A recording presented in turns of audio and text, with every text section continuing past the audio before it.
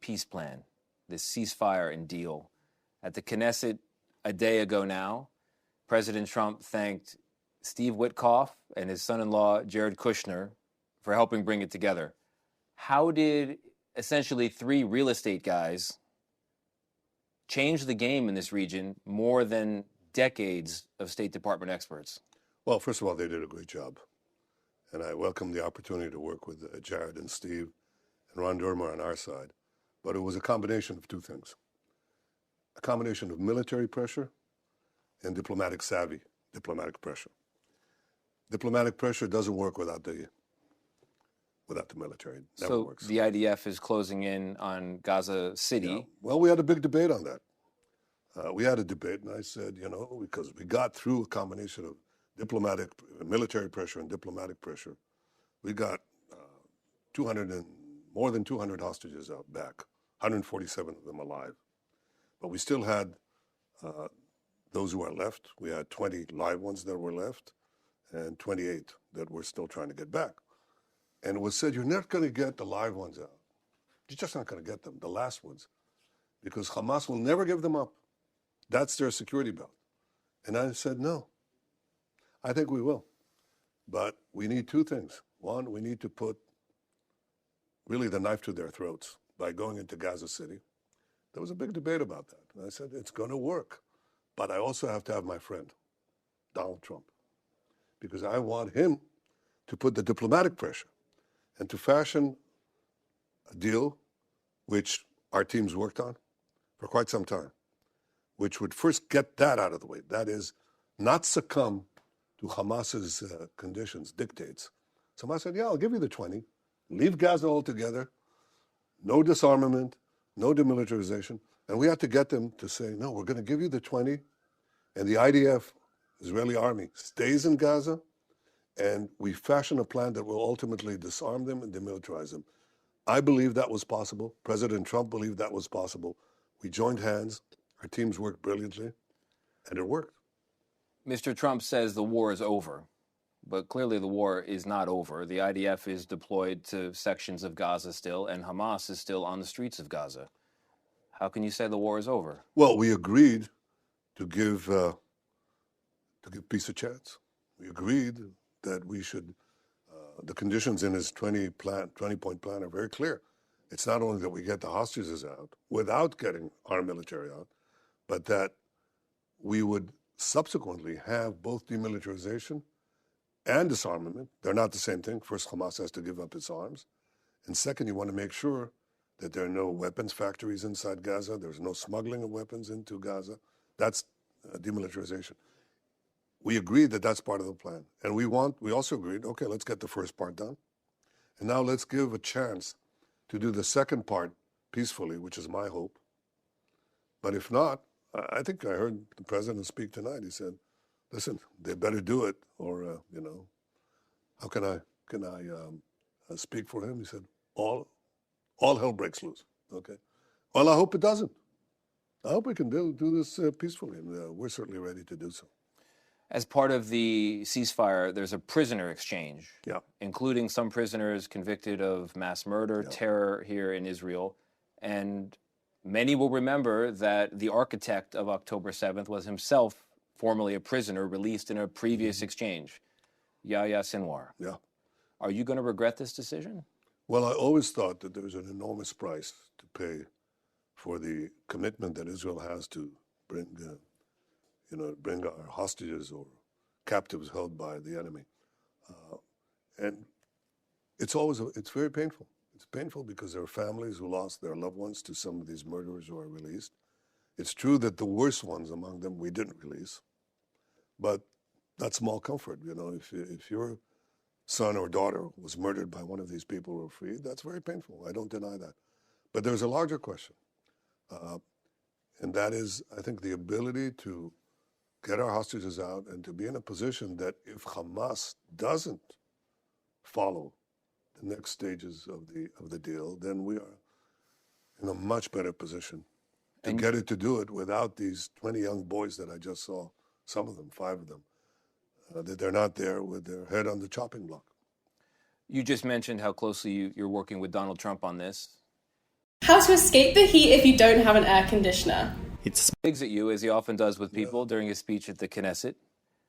Why does he say you're so hard to work with? Well, I hope he says that because I'm very tough on the matters that pertain to my country's future. Israel is, where the Jewish people are 3,500 years old. And we went through the odyssey of time with horrible things. I mean, with pogroms and expulsions and mass murder, and ultimately the worst mass murder of them all, which is the Holocaust.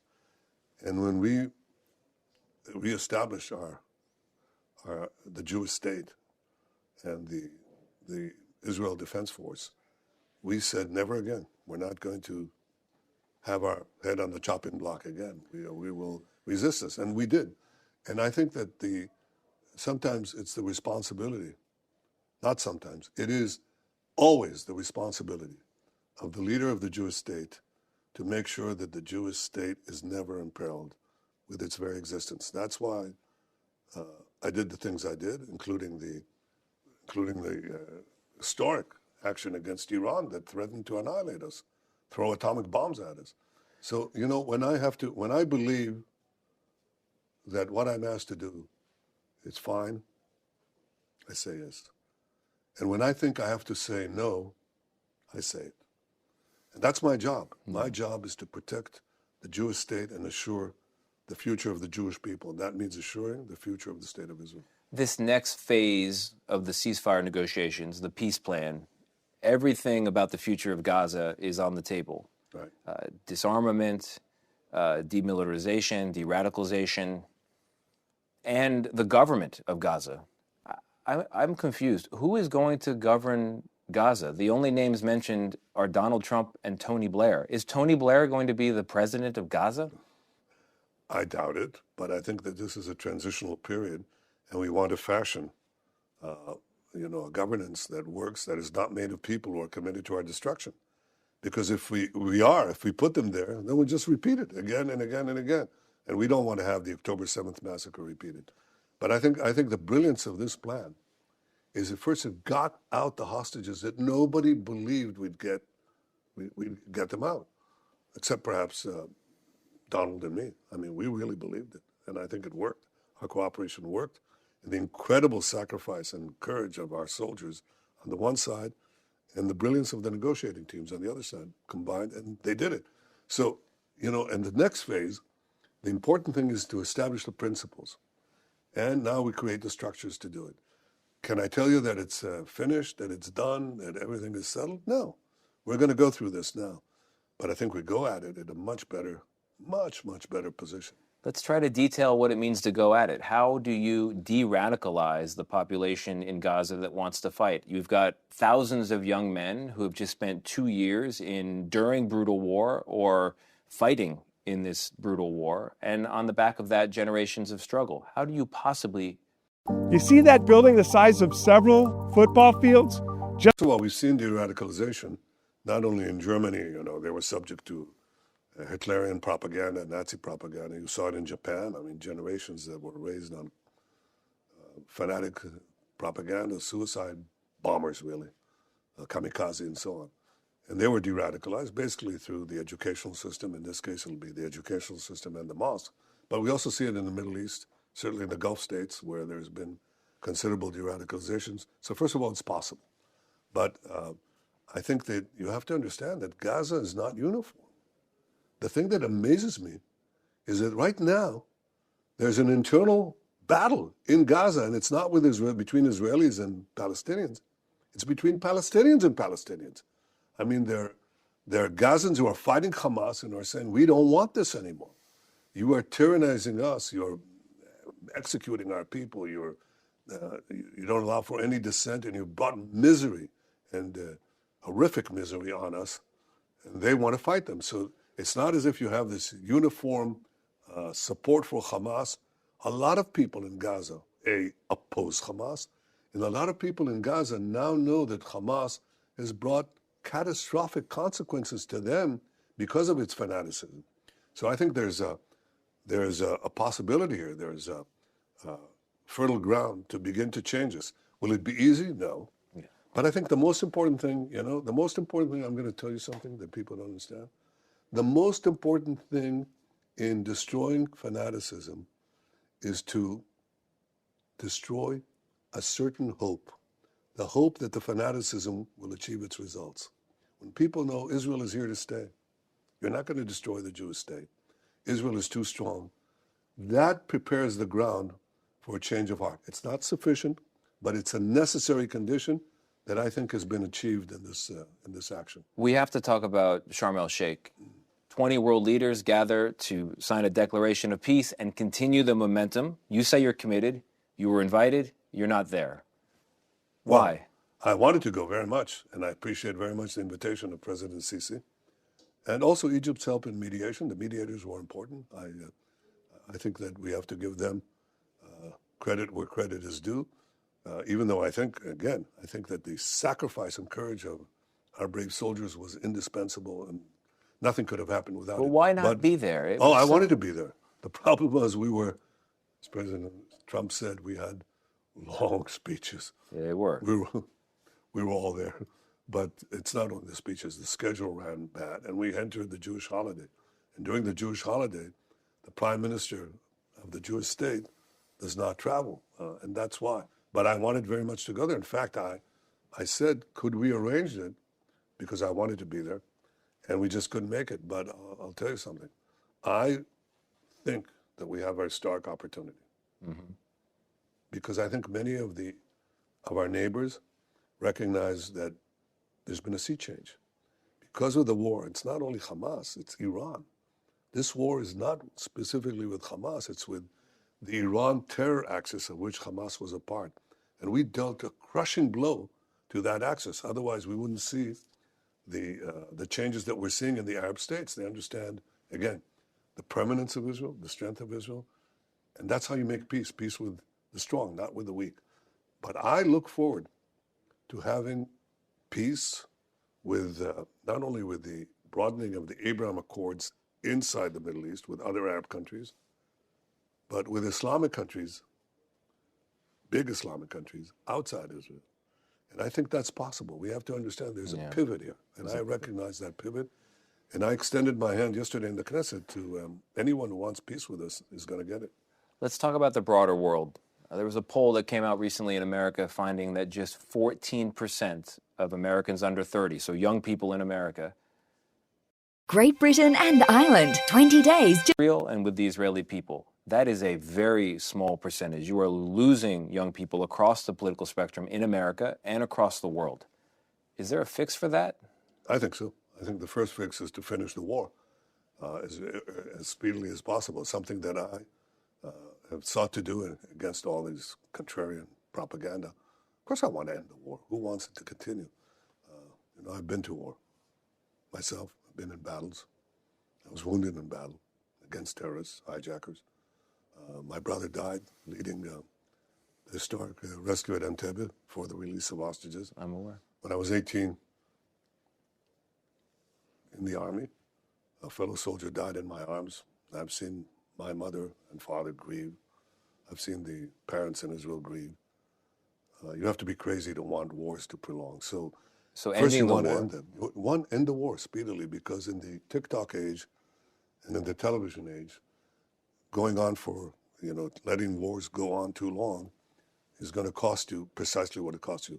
And that can recover, at least partly, when you finish the war and you move on to what I hope will be the era of peace.